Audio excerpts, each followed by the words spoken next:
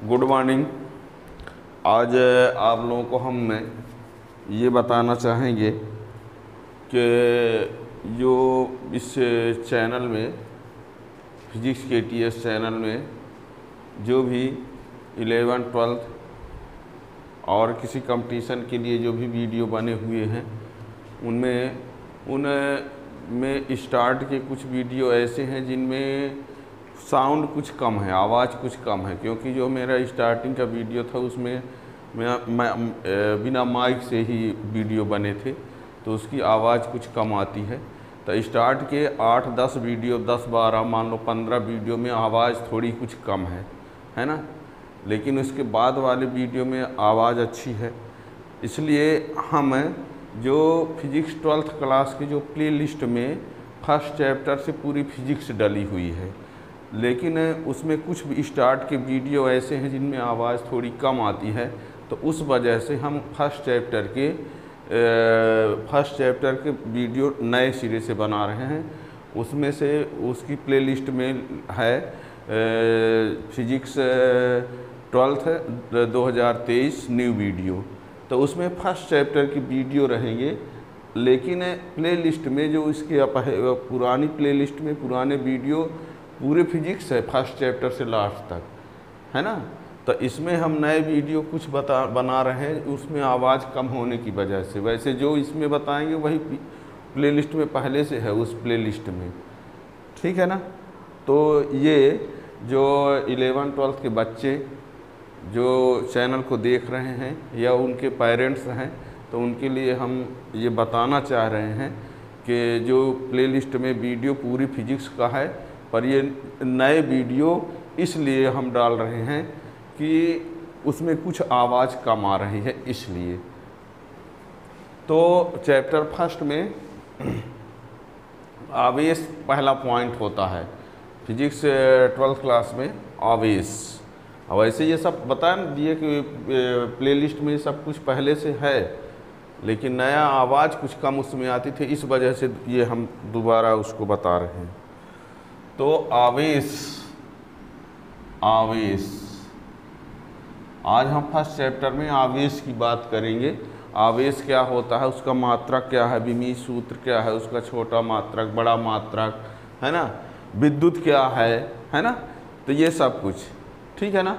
तो इसमें आवेश और जहाँ लिखने के लिए पूरा डिटेल में सब कुछ लिखा हुआ है, प्लेलिस्ट में जाएंगे तो वो सब क्रम से मिल जाएगा। तो आवेश के पहले आपको विद्युत जानना पड़ेगा। विद्युत क्या होता है? विद्युत एक प्रकार की ऊर्जा होती है। विद्युत एक प्रकार की ऊर्जा होती है जिसके कारण किसी वस्तु में हल्के वस्तुओं को आकर्षित करने का गुण उत्पन्न होता है ना। जैसे यदि हम मान लीजिए इसमें पेन को इस प्रकार करके और इसको ऐसे करते हैं तो छोटे छोटे कणों के आसपास, तो ये उसमें अट्रैक्ट हो जाते हैं, तो इसमें आकर्षित करने का जो गुण होता है, तो एक प्रकार की कह सकते हैं कि इसमें एक विद्युत उत्पन्न हो गई, है ना। तो विद्युत एक प्रकार की ऊर्जा होती है। सिंपल डिफिनेशन के लिए बता रहे हैं कि इसको आप ऐसे बोल सकते हैं, विद्युत एक प्रकार की ऊर्जा होती है जिसके कारण किसी वस्तु में हल्के वस्तुओं को आकर्षित करने का गुण उत्पन्न हो जाता है। कंघी करते हैं तो कंघी में करने के बाद यदि इस प्रकार करें, छोटे छोटे कणों के पास ले जाएं कंघी को, तो कण उसकी ओर आकर्षित हो जाते हैं। तो इसका मतलब ये हुआ कि उसमें आप विद्युत उत्पन्न हो गया, है ना। तो विद्युत एक प्रकार की ऊर्जा होती है जिसके कारण किसी पदार्थ में हल्की वस्तुओं को आकर्षित करने का गुण होता है। विद्युत दो प्रकार के होते हैं, स्थिर विद्युत, जो विद्युत है वो चले ना एक जगह से दूसरे जगह, तो स्थिर विद्युत। विद्युत एक स्थान से दूसरे स्थान तक जा भी सके तो धारा विद्युत। स्थिर विद्युत का अध्ययन आप लोग फर्स्ट चैप्टर में करेंगे और सेकंड चैप्टर में, है ना। और धारा विद्युत आप लोग 12th क्लास में थर्ड चैप्टर में पढ़ेंगे पूरा डिटेल में।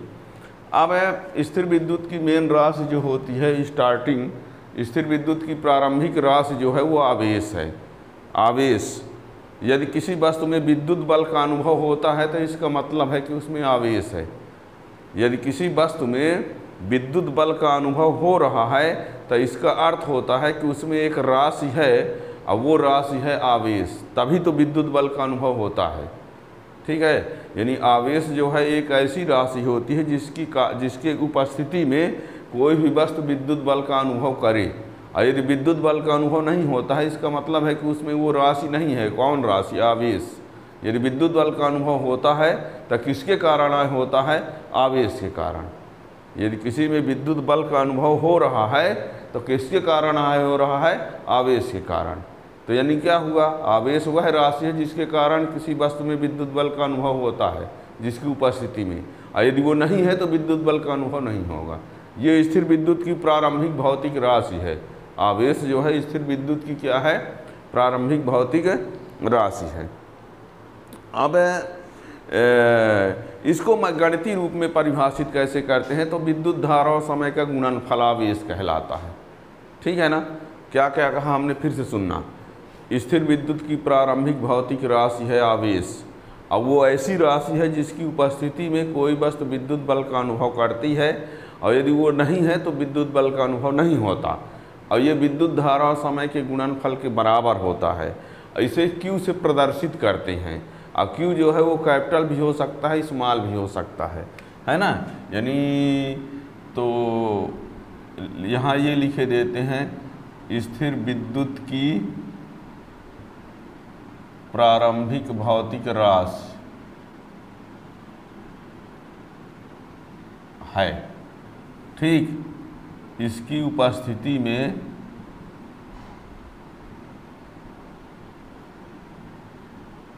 कोई वस्तु विद्युत बल का अनुभव करती है।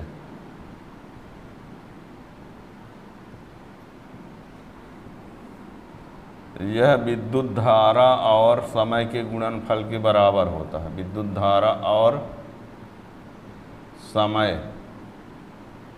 के गुणनफल के बराबर होता है। इसे Q से या स्मॉल q भी दर्शाते हैं। ठीक, यानी Q बराबर I इंटू टी। इसका मात्रक क्या होगा? कूलाम। जो कि ये कैसे आया होगा?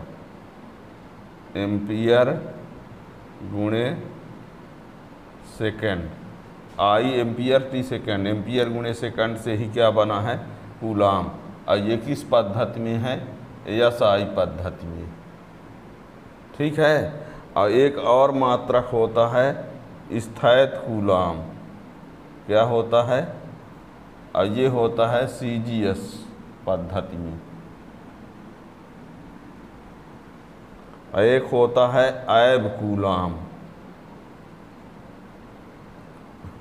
और इसको बोलते हैं विद्युत चुम्बकीय मात्रक। ध्यान देना, आवेश का जो हमने मात्रक लिखा है, तो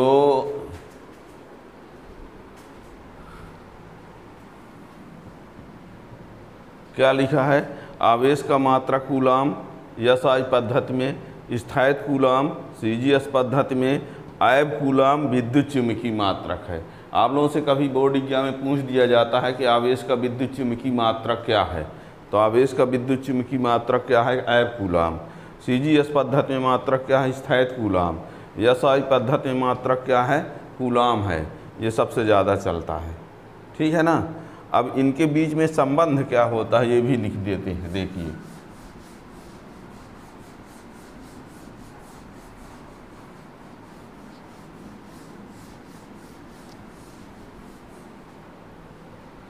जहाँ 1 कूलाम बराबर होता है 3 गुणे 10 की घात 9 स्थैत कूलाम, और 1 कूलाम बराबर ये भी होता है 1/10 ऐब कूलाम। तो इसी को क्या लिख सकते हो? 1 ऐब कूलाम बराबर, ये इधर आ जाएगा तो 10 कूलाम ये हो जाएगा। और यही 1 ऐब कूलाम को हम क्या लिख सकते हैं? ये 10 ये है, कूलाम की जगह पर ये हो जाएगा, तो 3 × 10⁹ स्थायित्व कूलाम। तो यही आगे क्या बन जाएगा, 3 × 10⁻10 स्थायित्व कूलाम। याद रखना, यानी 1 ऐब कूलाम बराबर ये, 1 ऐब कूलाम बराबर ये, 1 कूलाम बराबर ये, 1 कूलाम बराबर ये, सब याद होना चाहिए। और आवेश के कुछ और मात्रक, आवेश के अन्य मात्रक, तो अन्य मात्रक में जैसे मिली कूलाम हो गया, माइक्रो कूलाम हो गया, माइक्रो कूलाम, नैनो कूलाम तथा पिको कूलाम, पिको कूलाम। ठीक है। अब इसमें भी क्या होता है, जहाँ मिली कूलाम, एक मिली कूलाम या मिली कूलाम, तो 10⁻³ कूलाम, एक माइक्रो कूलाम, माइक्रो म्यू है, म्यू इसको पढ़ते हैं, है ना, यू जैसे बना है इधर भी मुड़ा, 10⁻⁶ कूलाम, नैनो कूलाम 10⁻⁹ कूलाम, और पिको कूलाम 10⁻12 कूलाम। और यहाँ पर पिको को माइक्रो कूलाम भी कहते हैं, याद रखना, पिको कूलाम को माइक्रो कूलाम भी कहा जाता है। ठीक है। Milli coulomb, micro coulomb, nano coulomb, pico coulomb को माइक्रो कूलाम भी कहा जाता है। तो ये सब याद रखना। ठीक है ना। अब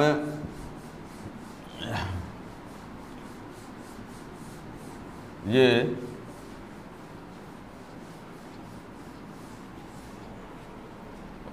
आवेश का विमीय सूत्र क्या होगा यदि कहा जाए, आवेश का विमीय सूत्र, तो m0 L0 TA ये, और यह एक अदिश राशि है, यह क्या है, अदिश राशि है, सब याद रखना। ठीक है ना, यह एक अदिश राशि है। और ये बता दे, आवेश